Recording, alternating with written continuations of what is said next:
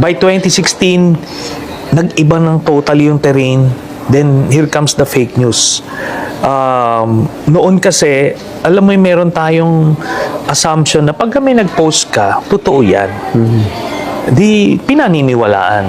Pero nung pumasok yung Duterte, sila talaga yung nagsimula niyan. I remember yung unang fake news sila, yung ginawa raw safest city in the world ni Duterte yung Davao. Davao. So it's fake news. Of course, kahit yung kapag tinignan mo 1,000 top 1,000 safest cities, hindi papasok yun eh. Dito sa Pilipinas, yun ang most dangerous. Ang Davao is most dangerous. Kasi number 1 siya sa murder, sa rape. Biruin mo yun. And statistics ito ng Philippine National Police.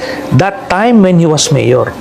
Okay. Pero the way they were able to spin it, they made people believe na safe in Davao. Tayo naman pumunta tayo ng Davao. Compare mo nga yan sa Singapore kung nasa kalingkingan yan. Hindi. But ganun eh. Yun yung fake news na finid nila. And that time, hindi pa na-fact check, people believed it.